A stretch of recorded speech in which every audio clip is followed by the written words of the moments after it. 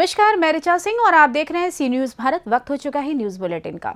Bulletin में सबसे पहले बात करेंगे बेमेतरा की, जहां रेत माफिया के खिलाफ हुई कार्रवाई। जेसीबी मशीन समेत 4 ट्रैक्टर जब्त। आगे चर्चा करेंगे मध्य प्रदेश के ग्वालियर की, जहां आम आदमी पार्टी ने मोदी सरकार के खिलाफ मोर्चा खोला। साथ ही बात होगी कानपुर की, जहां समृद्धि हॉस्पिटल की लापरवाही से गई 38 वर्षीय युवक की जान। और भी तमाम खबरों पर आइए विस्तार से करते हैं चर्चा। नवागढ़ विधानसभा क्षेत्र ग्राम मऊ में शिवनाथ नदी पर लगातार हो रहे अवैध रेत उत्खनन तथा अवैध रेत परिवहन की शिकायत पर बेमेतरा एसडीएम सुरुचि सिंह के निर्देश पर राजस्व खनिज पुलिस विभाग की संयुक्त टीम के द्वारा दबिश देकर कार्यवाही की गई। बेमेतरा अनुभाग के ग्राम मऊ से लगातार अलग अलग व्यक्तियों के द्वारा ये शिकायत की जा रही थी कि अवैध रेत का उत्खनन तथा परिवहन किया जा रहा है, जिस पर संज्ञान लेते हुए बेमेतरा एसडीएम सुरुचि सिंह ने अपनी टीम अतिरिक्त तहसीलदार पिंकी मनहर नायब तहसीलदार नीलम पिस्ता, राजस्व निरीक्षक खुमान देशमुख, प्रेम प्रकाश तिवारी तथा पटवारी शैलेश वैष्णव की टीम ने स्थल पर पहुंचकर रेत का अवैध उत्खनन कर रहे 2 जेसीबी तथा परिवहन कर रहे 4 ट्रैक्टरों को पकड़कर थाने में खड़ा कर दिया और उसके पश्चात खनिज निरीक्षक को स्थल पर बुलाकर लगभग 620 हाइवा रेत जो बाहर इकट्ठा कर रखी गई थी, उसको जब्त कर ग्राम पंचायत को सुपुर्द कर दिया गया है। बेमेतरा से सी न्यूज संवाददाता संजू जैन की रिपोर्ट। मध्य प्रदेश के ग्वालियर शहर में आम आदमी पार्टी द्वारा मोदी सरकार का पुतला दहन किया गया। आम आदमी पार्टी के कार्यकर्ताओं ने फूलबाग चौराहे पर मोदी सरकार के खिलाफ मोर्चा खोल दिया।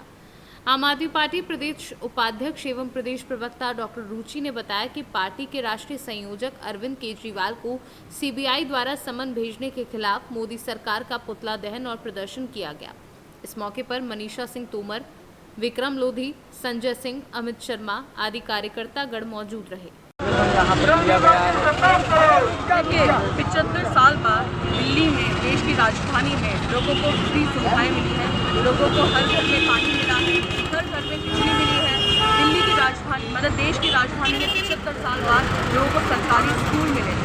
तो मेरा कहना है, जब अरविंद केजरीवाल जी इस देश को एक विकास, एक उम्मीद की राह दिखा रहे हैं, वहाँ पर भाजपा का यही काम है। और मैं तो ये चाहती हूँ कि यहाँ पर जितने भी नेता हैं वहाँ पर भी आम आदमी पार्टी एक बार इन सारे नेताओं से बात करेगी और अरविंद केजरीवाल जी, उनकी पूरी टीम तैयार है ये सवाल जवाब के लिए। और मुझे लगता है आम आदमी पार्टी के मध्य प्रदेश के भी हर नेता को तैयार रहना पड़ेगा, क्योंकि आने वाला समय हमारे लिए भी बहुत खतरनाक है। पुतला दहन भी किया जा रहा है। जी देखिए, पुतला दहन किया जा रहा है क्योंकि हम लोगों को दिखाना चाहते हैं कि जो आप गंदी राजनीति कर रहे हैं, हम ईडी सीबीआई से नहीं डरते। आम आदमी पार्टी बड़ी ईमानदार पार्टी है, यहाँ का जो भी नेता है वो बड़ा ईमानदार है, तो इससे हमें फर्क नहीं पड़ता और हम सब तैयार हैं। आज बड़े दिग्गज नेता भी आज ग्वालियर शहर में हैं और अच्छा बड़ा कार्यक्रम होने जा रहा है, इसको लेकर के आम आदमी पार्टी क्या करेगी? देखिए, दिग्गज नेता नहीं, वो बड़े डरपोक नेता हैं जो राजनीति कर रहे हैं और ऐसे डरपोक नेताओं से आम आदमी पार्टी को कोई फर्क नहीं पड़ता। तो दिग्गज तो बहुत दूर का शब्द है, पहले मैं उनको डरपोक नेता कहती हूँ। किस तरह का आज पार्टी के द्वारा जो फूलबाग पर विरोध किया जा रहा है, क्या पूरा?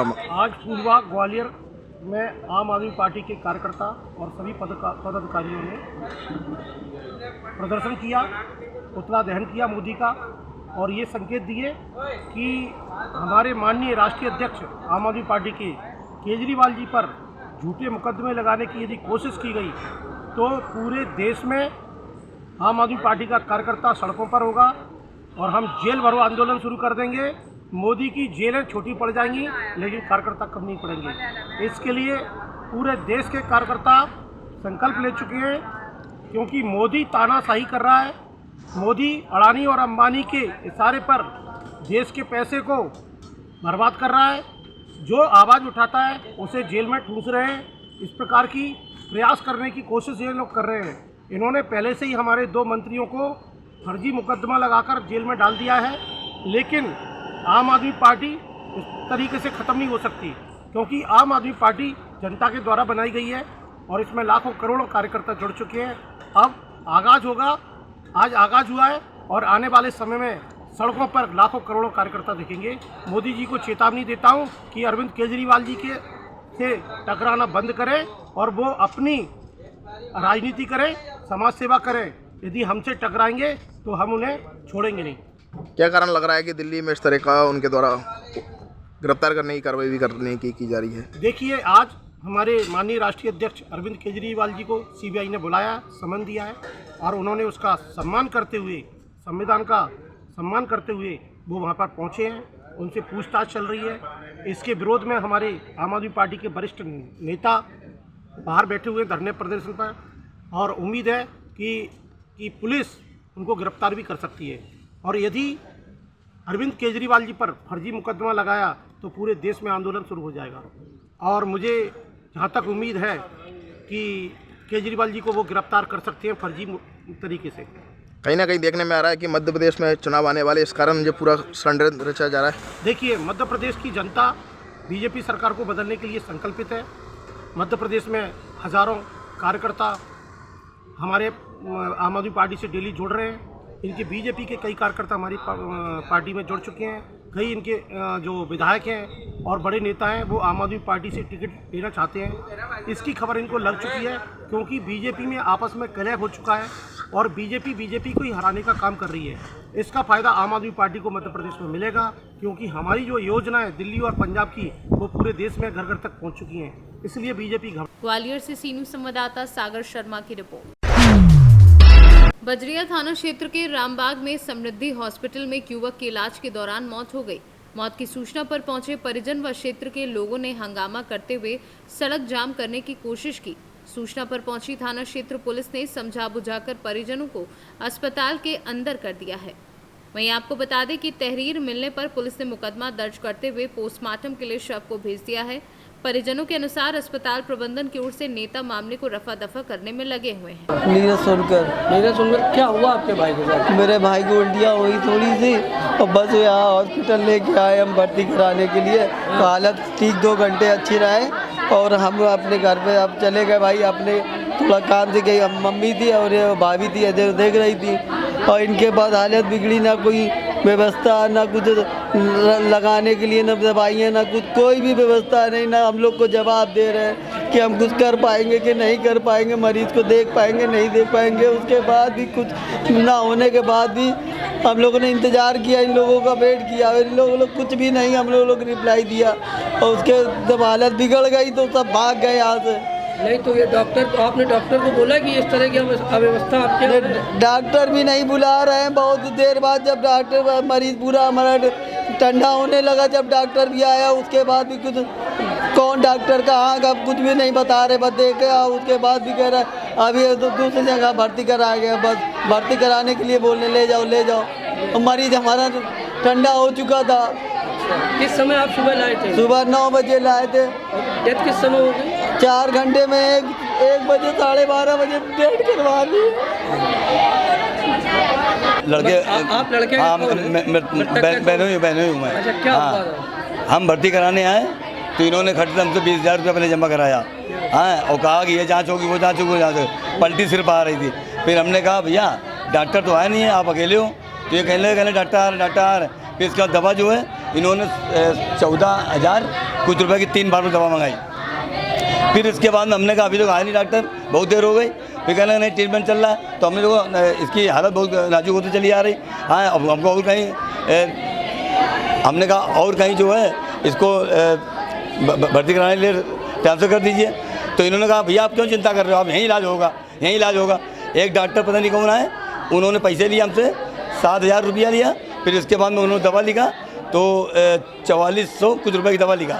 फिर इसके बाद में इन्होंने काउंटर में 20,000 रुपया जमा कराया। फिर हमने कहा अभी तो पैसा जमा कराया, आईसीयू में रख रहे हैं। अब आईसीयू कहीं है ही नहीं यहाँ पर। कम से कम हमारा 88-86 हज़ार रुपया इन्होंने लिया। और इसके बाद में कहने लगे कि आप इनको ले जाइए, बताइए कि आप कहाँ ले जाए। और ख़त्म हो गया था यहीं पे, यही खत्म हो गया था। यही ख़त्म हो गया था।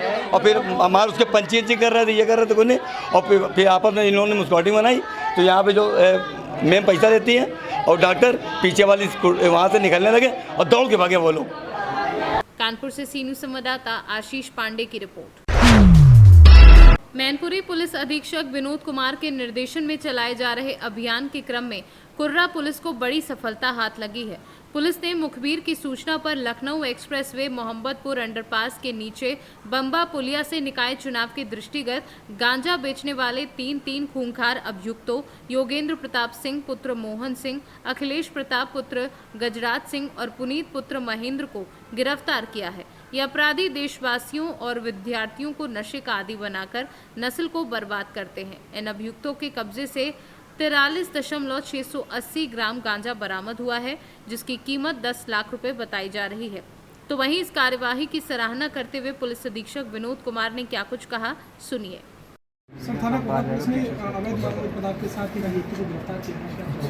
ये हमारे थाना कुर्रा थानाध्यक्ष अमित सिंह और हमारी जो सर्विलांस टीम प्रभारी हैं और उनके सहयोगियों ने मिलकर के एक बहुत अच्छे जो गांजा के तस्कर हैं उनको 3 लोगों को पकड़ा है। इसमें एक योगेंद्र प्रताप है, एक अखिलेश प्रताप, ये दोनों औरैया के रहने वाले हैं, और एक पुनीत बासड़े है, ये अलीगढ़ का रहने वाला है। ये तीनों लोग छत्तीसगढ़ से कैरी कर रहे थे गांजा को। इसमें 2 ट्राली बैग में और 1 हैंड बैग में ये कुल 43 किलो 680 ग्राम, जिसकी कीमत लगभग 10 लाख रुपए है। ये लखनऊ आगरा एक्सप्रेस वे पे मोहब्बतपुर अंडरपास के पास से पकड़े गए हैं और इनके विरुद्ध मुकदमा इसमें लिखा जा रहा है और इनको गिरफ्तार करके जेल भेजा जा रहा है। 10 लाख रुपए की कीमत बताई गई है और ये अच्छी बड़ी बरामदगी है। मैनपुरी से सीनू संवाददाता जाजिब उमर की रिपोर्ट। रविवार को गोवर्धन नगर पंचायत अध्यक्ष पद के लिए निर्दलीय प्रत्याशी नीतू खंडेलवाल अपने निज निवास से खुली जिप्सी में खड़े होकर समर्थकों के साथ जनता का अभिवादन करती हुई नामांकन पत्र दाखिल करने गोवर्धन ब्लॉक कार्यालय पहुंची। उनके पति गौतम खंडेलवाल समर्थकों के साथ पैदल चल रहे थे। इसके अलावा ममतेश अग्रवाल, सीमा सिंह, ओमवती ने अध्यक्ष पद के लिए नामांकन पत्र दाखिल किया। नीतू खंडेलवाल ने बताया कि राजनीति में आने का मुख्य कारण गोवर्धन का विकास करना है। योजनाएं संजोई हैं, जनता का आशीर्वाद मिला तो पटल पर लाकर गोवर्धन को विकसित किया जाएगा। चूंकि गोवर्धन के विकास के लिए उचित समय है, अब जनता को उचित प्लेटफॉर्म को चुनना है। क्या नाम है आपका? कहाँ की रहने वाली हो? आज जैसा कि आज आप यहाँ पे नामांकन करने के लिए आई हैं, किन विकास कार्यों को लेकर आप जनता को लुभाएंगी? अच्छी तरह पे इस नगर पंचायत पद के लिए आप यहाँ आवेदन कर रही हैं, गोवर्धन में क्या विकास कार्य करेंगी? जो जनता कहेगी वही है, जनता की जो जनता के मन में होगी सेवा। जी बुरा जी, आज जैसा कि आप पहले भी समाज सेवी रहे हैं, जनता के लिए साथ आप लड़े हैं, काफी मेहनत की आपने कोरोना काल में, अब जनता के लिए क्या कार्य करेंगे आप? जनता के लिए बहुत बड़ा तोहफा देने वाले हैं। सबसे पहले तो 3 काम कराने हैं जनता के लिए। पहले तो एक मेडिकल कॉलेज बनवाना है ताकि हमारी बहन बेटियां उसमें पढ़ सकें। नंबर 2 एक हॉस्पिटल ऐसा बनवाना है कि सबसे बड़ा हॉस्पिटल हो गोवर्धन क्षेत्र में, सभी बीमारियों का इलाज हो। नंबर 3 पानी का विकास, पानी की बहुत कमी है। ये तीनों सबसे पहले काम कराने हैं मुझे। आपने विकास किए हैं और काफ़ी लोगों को सहयोग दिया है। कोरोना में भी आपने गरीबों की मदद की है। क्या कुछ इस तरीके से आप नगर पंचायत में आना चाहते हैं? क्योंकि सेवा तो आप वैसे भी बहुत करते हैं। मैं सिर्फ एक लाइन में अपनी सारी बात ख़त्म करना चाहूँगा। जिस प्रकार गोवर्धन पर्वत को उठा के भगवान श्री कृष्ण ने हमारे उस ज़माने में पूर्वजों की रक्षा की थी, यहाँ पर एक अच्छा माहौल बनाया था, उसी प्रकार से मैं एक ही लाइन में अपनी बात रखना चाह रहा हूँ। कछु माखन को बल बढ़ो, कछु गोपन करी सहाय। श्री राधे जी की कृपा से मैंने गिरवर लिए उठा है। बस आप सब लोग थोड़ा थोड़ा सहयोग कर देंगे, जितनी भी समस्या है यहाँ पर उस सब समस्या का समाधान कर देंगे, इस बात की हमारी गारंटी है। क्या कुछ कहेंगे उसको लेकर के? पहले जी, हमारे देर रात से धारा 144 लागू हो गई है, तो इसके चलते हुए हमने कानून का पालन करते हुए प्रदूषण से बचने के लिए हम लोग बैलगाड़ी से आए हैं ताकि कानून का उल्लंघन ना हो सके। क्योंकि अगर हम ही कानून का पालन नहीं करेंगे तो जनता कैसे करेगी? तो ये हमारा सभी का कर्तव्य है कि जो प्रशासन का नियम है उसको पालन करना चाहिए। नामांकन पत्र दाखिल किया है जी, किन उम्मीदों को लेकर के किया है? क्या कुछ प्राथमिकता रहेंगी? जी, हमारा सबसे बड़ा तो हमको गोवर्धन में बहुत ज़्यादा डेवलपमेंट करना है और जनता के लिए हमें बहुत कुछ करने का मन है और हम करके दिखाएंगे और बदलाव तो होके ही रहेगा।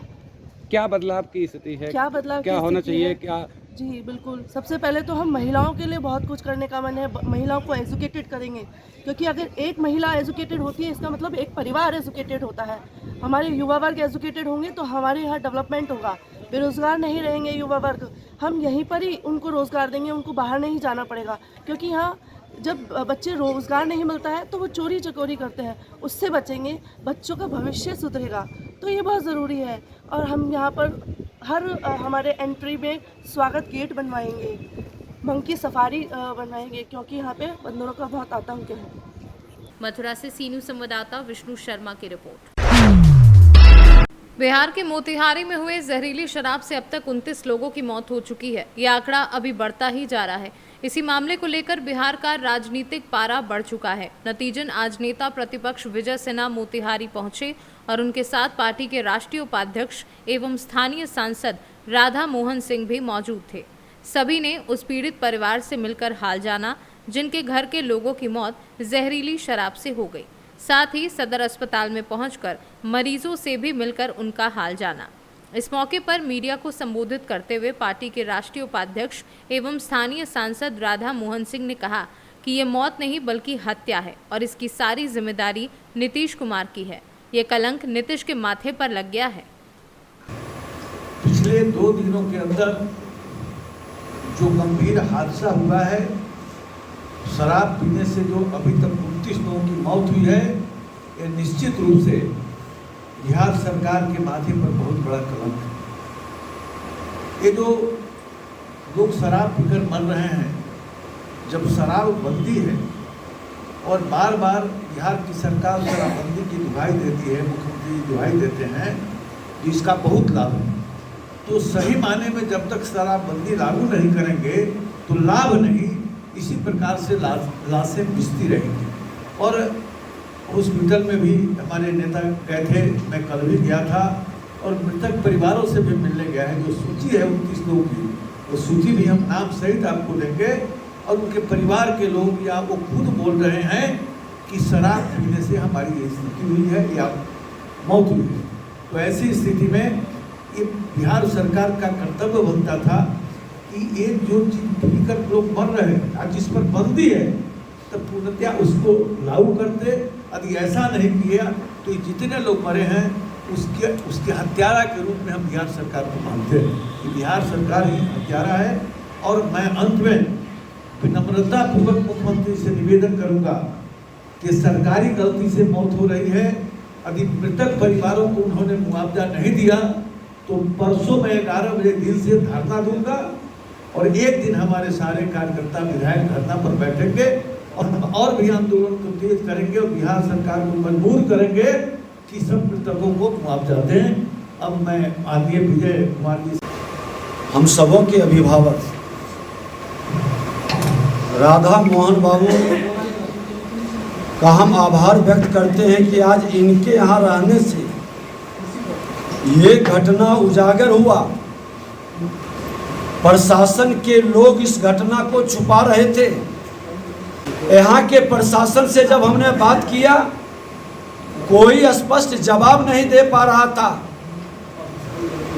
हर सिद्धि के अंदर मौत हुई, सबसे पहले वहां पर लोग पीड़ित हुए और हॉस्पिटल गए और आनन फानन में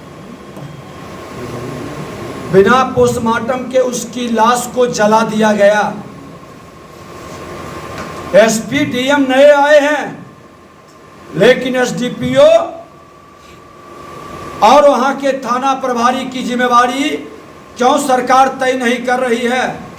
माननीय मुख्यमंत्री जी, आपके झूठे अहंकार के कारण शराबबंदी का मामला जब आपने सदन में लाया था, उस समय हम ही विपक्ष में थे और हमारे प्रस्ताव पर सदन के अंदर हमने उस समय भी शंका जाहिर किया था और कहा था कि आपके साथ सत्ता में बैठे लोग की नीयत साफ नहीं है, आपकी नीति सफल नहीं होगा।